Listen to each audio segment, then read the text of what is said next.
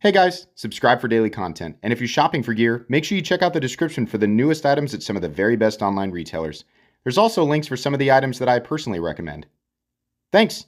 What's going on YouTube? Metal Complex here, and today I've got another interesting knife review / knife overview to share with you guys. This is the PMP and Maxace Harmony slip joints. This is obviously a collaboration knife between PMP and Maxace, which is, I gotta admit, not something that I expected, but very cool. Real quick here before we get started, there's a little bit of noise outside of my office today. It is unavoidable. It's just work that's being done near the property, so I'm sorry about that, but we're gonna go ahead and push through anyway. Thanks so much to Maxace for sending this in for me to take a look at. Thanks so much to my patrons for supporting me, and please make sure to follow me on Instagram at metal_complex. Let's go ahead and get a measurement of this little big guy.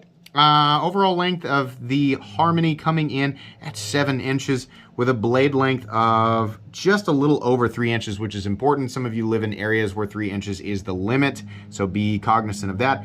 Cutting edge is coming in at about 2.85 inches. Let's go ahead and do just a few size comparisons up against the Ontario Rat Model 1 and the Ontario Rat Model 2. You can see this is much more of a Rat 2 size knife, but it does have a little bit of height to it. Up against the Demco AD 20.5, a little bit shorter than the AD 20.5. How about up against the Benchmade Bug Out? There you go. And finally, let's put it up against the Spyderco Para 3. I think those are all the relative size comparisons. How is the action on this guy? So when it comes to slip joints, obviously you're not gonna have fall shut action. That's not really how we judge them. I judge them on how much tension there is going to the mid stop or the half stop, the tension when it comes down to being closed, and then into the lockout position. And I gotta tell you, this is about exactly what I like. It's not super intense in an area, but there's no, massive amount of wiggle or anything like that. It's just got its own sort of specific fixed position in this mid stop or half stop area. There's a nice snap down into the closed position. The pull, I guess, people always rate, like slip joint people, you guys always rate this between 1 and 10. I guess I would call this maybe a 6 or so. It feels good. And then out into the open position, also good. This is exactly what I like to see. I don't know why other companies don't just do exactly this every single time. It's, by my standards, perfect, but I want you guys to keep in mind that I am not a slip joint aficionado, so my judgment might not be the best, but it feels excellent to me. I have no complaints whatsoever. Very good. Let's go ahead and do carry profile. So thickness up against the Spyderco Para 3. You can see here it's definitely quite a bit thinner than the Spyderco Para 3. Length and height up against the PM2 and Para 3. You can see here that this is just not going to be a difficult or cumbersome object to carry. It is shorter, both in terms of length this way and in terms of height versus the PM2 and Para 3. Even more so than the Para 3. It's really going to be an easy object to carry. For materials, we are looking at titanium. Back here, of course, we have some steel, but we're looking at milled titanium, nice 3D milled titanium, a little bit of contouring, and then we have a fully flat ground M390 blade. And I'm really happy to say that Maxace is reporting that these guys are coming in between 60 and 62 Rockwell. Nice. Other companies, follow suit, please. My opinion is that M390 should come in between 60 and 62 on these production knives, right? I understand it's kind of hard to be hitting these crazy high numbers unless you're buying a custom knife, but we're looking at a production knife. 60 to 62 I think is plenty acceptable, so that's really, really cool to hear, especially considering the geometry fully accentuates, in my opinion, M390. Anyways, let's go ahead and do weight. So, the weight of the Harmony coming in at 3.88 ounces, which is on the heavier side for a knife of this size, but then again, 3.84 ounces apparently, is really not all that heavy. Ratios are not gonna be perfect on this guy. Balance though, we're coming in a little bit butt heavy. It's balanced about right here, but truthfully in hand, it just doesn't feel like a heavy object. I feel like unless you're, in jogging shorts or something like that, it's really not gonna, affect you too much. So, This is a slip joint. They can be a little bit tricky to take apart and put back together, but for the most part, it should be doable by the average person. We'll go ahead and do a hardware check. I'm going to get out my tools as per usual. My tools are very inexpensive and very recommendable. You can find them right down in the section of my description that talks about the tools I use on this channel. We're looking at T8 for the pivot, and also T8 for the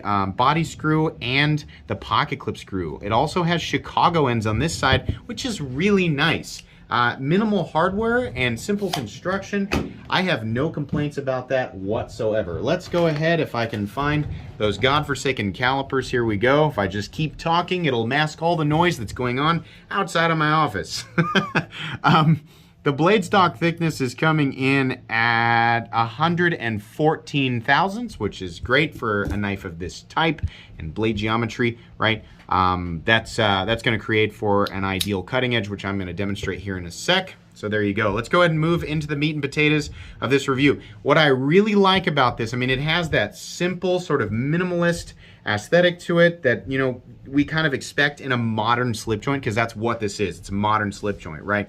It's got a good look to it. They capture the right classic elements, etc., etc. But they also capture that sort of cool modern look. At the same time, though, we have beautiful ergonomics. Beautiful. There is a little bit of an area to choke up here, right? You don't want to be putting your thumb up on the spine of the blade because, remember, it does not lock. Why would we want a knife that doesn't lock when we can get knives that do lock?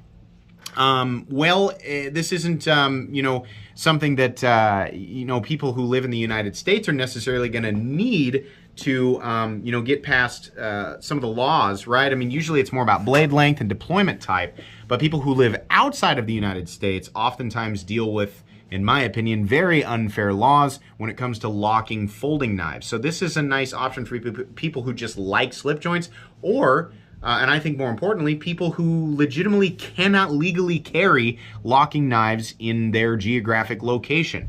This is a nice option. I like that this does not follow suit with like the really slender. We see a lot, I mean, even like with traditional slip joints and with modern slip joints, we see a lot of really thin body style knives, and it's nice that this guy's got a little bit more meat to it. It's not a meaty knife, but it feels more like a full-size knife, more like a capable knife, and I think really what it comes down to is just filling the hand. This feels very good in hand. The texturing is will offer a little bit of traction, but it's not aggressive. It's really nice to the touch. It really looks good. There's chamfering all the way around the edges, and it's just got that kind of more, not really full knife size, but more full knife size handle shape.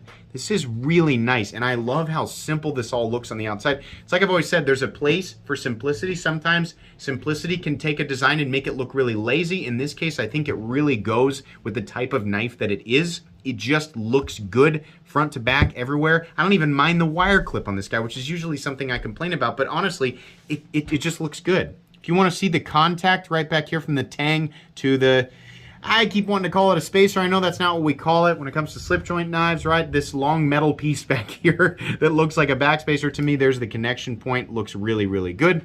The blade has a, sorry, I'm wiping off these marks here. It is a satin finished. I could not, you know what? I'm not gonna do, we're not gonna leave that little mark on camera. We're gonna clean that off here just a little bit because it looks, you know, it's unsightly. Why is my brake free not working today? So I know there's better stuff for cleaning, but this is what I have here readily available to me. The reason I'm doing this is because I don't want people to think that this is a blemish on the knife. It's not. It's just like, you know, some very aggressive finger oil that just does not want to come off. Anyways, we have a machine satin finished fully flat ground blade with a little bit of a, I'm going to call it a nail nick in there. You can use the nail nick, but honestly, I just pinch it in this area and open it up, and it looks just fine. The geometry of this blade is excellent for your day-to-day slicing tasks, your day-to-day cutting tasks, simple, light use stuff, right? The stuff that this knife was designed to be used for. This is wonderful. I have absolutely no issues whatsoever with the geometry or the choice of, you know, style of blade or materials. This is one of those blades that works really, really well with M390, especially considering this M390 is properly heat treated, in my opinion, for a production knife. I love that. It's got a nice little tip here. Slip joints aren't traditionally the best knives to use for poking tasks because if there's too much pressure built up, it can push it back this way and in some cases fold it back down on your finger, right? But if you do need to do a little bit of light poking, right, or puncturing, then you can do that.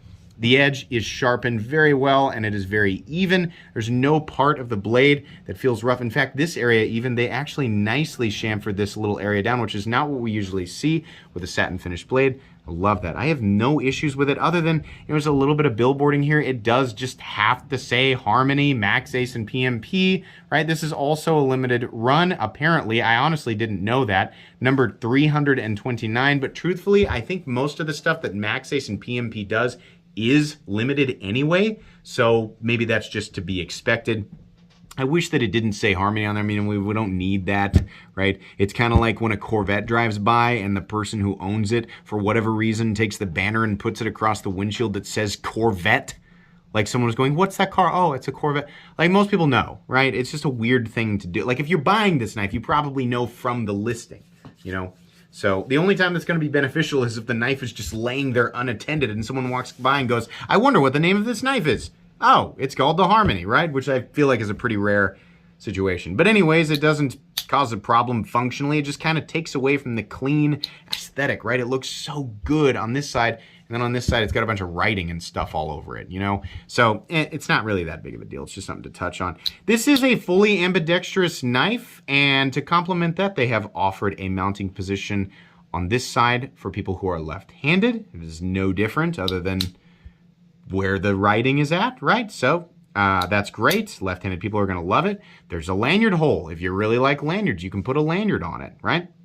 Outside of that, I mean, everything is, I mean, it's not like a traditional, like most of the locking folding knives we've shown on this channel. So there's no, you know, exposed frame lock or liner lock. There's no stop pin. There's nothing of that to talk about.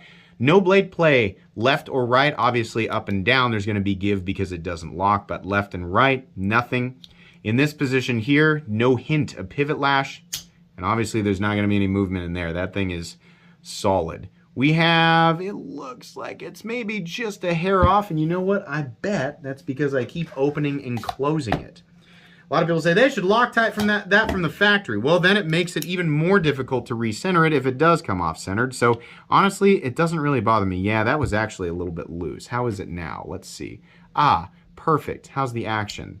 Ooh, that got a little bit tight. Let's loosen it up and see if we can get it just the way we like it. There we go. And we are centered. How about pulling it open? Oh, that's nice now. Yeah, and obviously no play. This is a really, really cool slip joint, and it has everything that I would want. Honestly, it really would have put me over the top if we had a 3D milled clip, but I can understand why they didn't. And this is one of those designs where the wire clip really doesn't bother me. The wire clip is good functionally. There's nothing wrong with it. Even with the texturing underneath it, it's still going to slip in and out of your pants really easily. It's nice and deep carry, which is a preference that I have. Not that everybody has to have that preference, right? Doesn't make it better because it's deep carry. I just like that. 3D milled clip would have looked really good, really snazzy on this knife. The price on this thing is all right. This is PMP, I'm sorry, this is Maxace and PMP. They've always had incredible manufacturing quality and tolerances, as you know, I kind of pointed out throughout the review.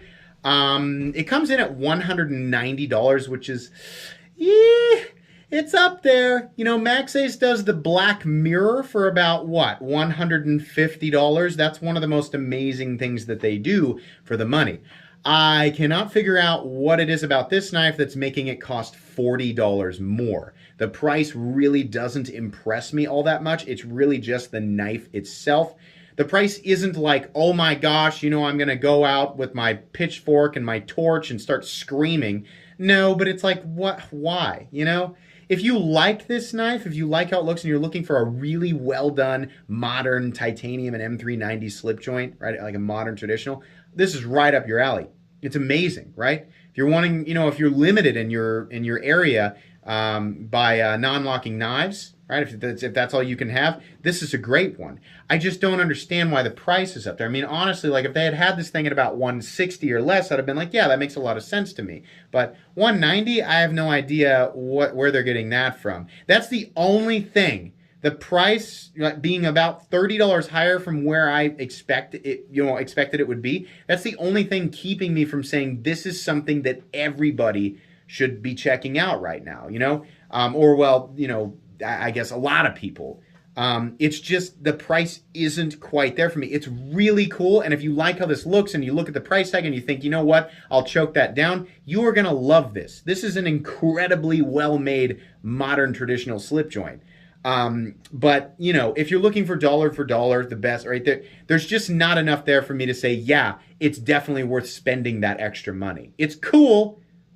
Maxace has definitely done more impressive things. Again, I have to reference the Black Mirror, right? Even though that's not, that's a locking knife, right? It's just, I don't understand why. It's not like, what it takes to build a modern slip joint or a modern traditional knife is more expensive. In fact, I think it's usually the other way around. So really cool. Not quite, gonna make it to my most recommended knives playlist, but still something I think is pretty interesting. That's going to be pretty much it today. Thanks again to Maxace for sending this in for me to take a look at. Please make sure to follow me on Instagram at metal_complex. If you enjoyed this video, leave a like. If you'd like to check out my other content, I do, of course, have lots of videos of knives that are either expensive or inexpensive that I do or don't like, so check those out. And if you enjoy all my content, go ahead and click on that Metal Complex logo right there and subscribe because there's definitely more coming. Thanks again for watching, everybody, and have a great day.